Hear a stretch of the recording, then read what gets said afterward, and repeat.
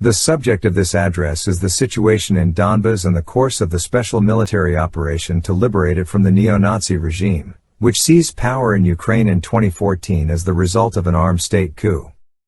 Today I am addressing you, all citizens of our country, people of different generations, ages and ethnicities, the people of our great motherland, all who are united by the great historical Russia, soldiers, officers and volunteers who are fighting on the front line and doing their combat duty, our brothers and sisters in the Donetsk and Luhansk People's Republics, Kherson and Zaporizhia regions, and other areas that have been liberated from the neo-Nazi regime.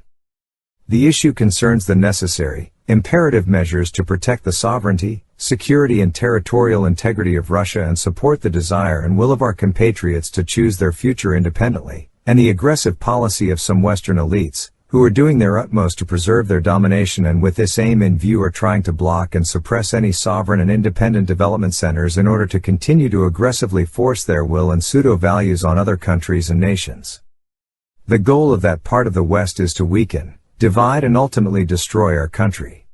They are saying openly now that in 1991 they managed to split up the Soviet Union and now is the time to do the same to Russia, which must be divided into numerous regions that would be at deadly feud with each other.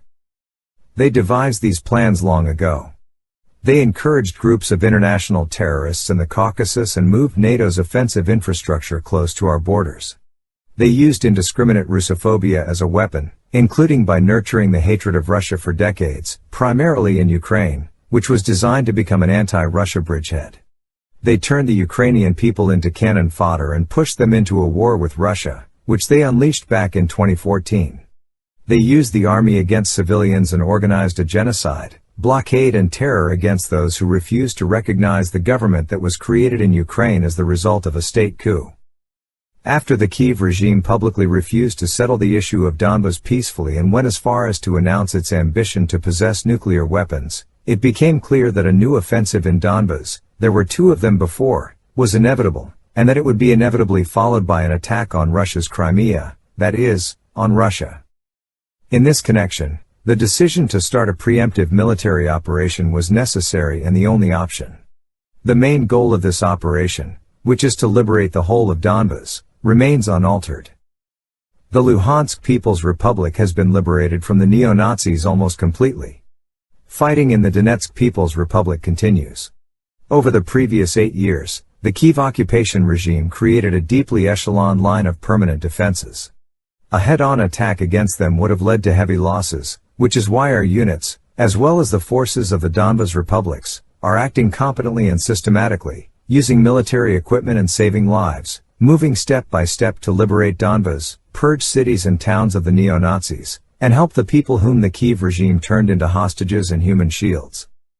As you know, professional military personnel serving under contract are taking part in the special military operation. Fighting side by side with them are volunteer units, people of different ethnicities, professions and ages who are real patriots. They answered the call of their hearts to rise up in defense of Russia and Donbas.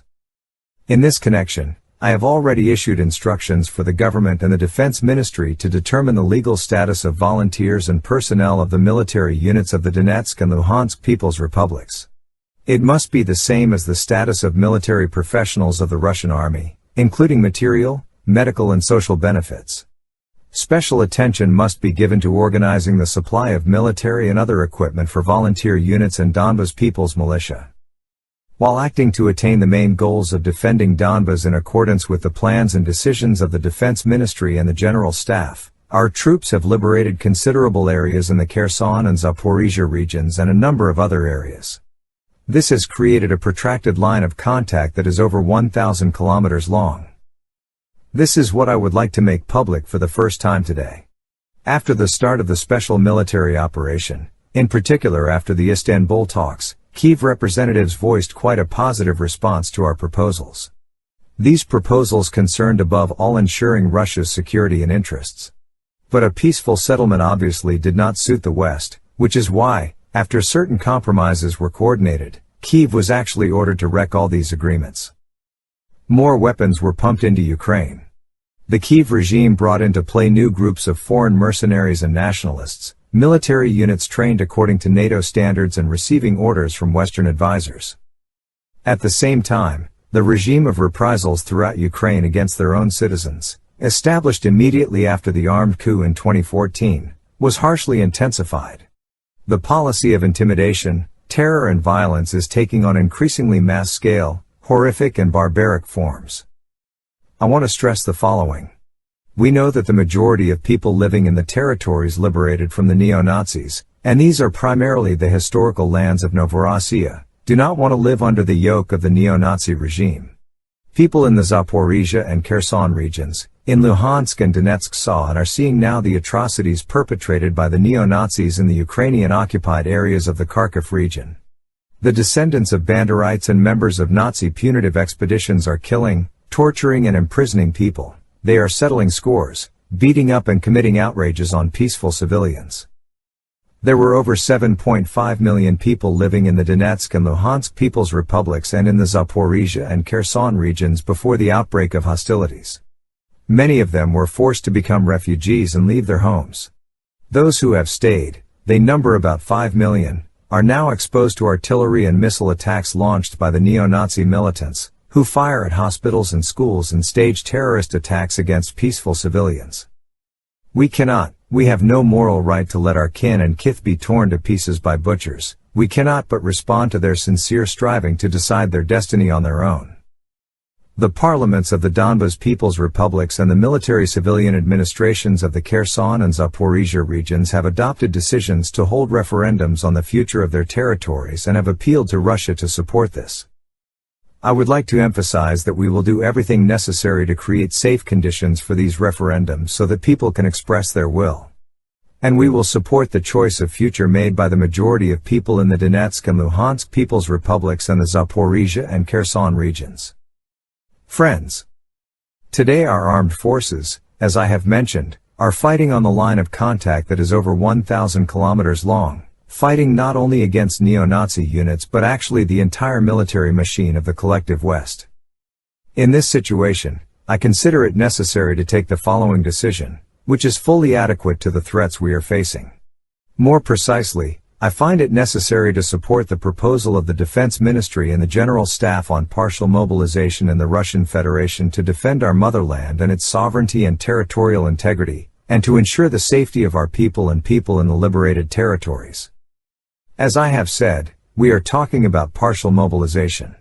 In other words, only military reservists, primarily those who served in the armed forces and have specific military occupational specialties and corresponding experience, will be called up. Before being sent to their units, those called up for active duty will undergo mandatory additional military training based on the experience of the special military operation. I have already signed executive order on partial mobilization. In accordance with legislation, the houses of the Federal Assembly, the Federation Council and the State Duma, will be officially notified about this in writing today. The mobilization will begin today, September 21st. I am instructing the heads of the regions to provide the necessary assistance to the work of military recruitment offices. I would like to point out that the citizens of Russia called up in accordance with the mobilization order will have the status, payments and all social benefits of military personnel serving under contract. Additionally, the executive order on partial mobilization also stipulates additional measures for the fulfillment of the state defense order. The heads of defense industry enterprises will be directly responsible for attaining the goals of increasing the production of weapons and military equipment and using additional production facilities for this purpose. At the same time, the government must address without any delay all aspects of material, resource and financial support for our defense enterprises. Friends, the West has gone too far in its aggressive anti-Russia policy, making endless threats to our country and people. Some irresponsible Western politicians are doing more than just speak about their plans to organize the delivery of long-range offensive weapons to Ukraine, which could be used to deliver strikes at Crimea and other Russian regions. Such terrorist attacks, including with the use of Western weapons, are being delivered at border areas in the Belgorod and Kursk regions. NATO is conducting reconnaissance through Russia's southern regions in real time and with the use of modern systems, aircraft, vessels, satellites and strategic drones. Washington, London and Brussels are openly encouraging Kyiv to move the hostilities to our territory. They openly say that Russia must be defeated on the battlefield by any means, and subsequently deprived of political, economic, cultural and any other sovereignty and ransacked. They have even resorted to the nuclear blackmail. I am referring not only to the Western-encouraged shelling of the Zaporizhzhia nuclear power plant, which poses a threat of a nuclear disaster, but also to the statements made by some high-ranking representatives of the leading NATO countries on the possibility and admissibility of using weapons of mass destruction, nuclear weapons, against Russia. I would like to remind those who make such statements regarding Russia that our country has different types of weapons as well, and some of them are more modern than the weapons NATO countries have. In the event of a threat to the territorial integrity of our country and to defend Russia and our people, we will certainly make use of all weapon systems available to us. This is not a bluff. The citizens of Russia can rest assured that the territorial integrity of our motherland, our independence and freedom will be defended, I repeat, by all the systems available to us. Those who are using nuclear blackmail against us should know that the wind rose can turn around. It is our historical tradition and the destiny of our nation to stop those who are keen on global domination and threaten to split up and enslave our motherland. Rest assured that we will do it this time as well. I believe in your support.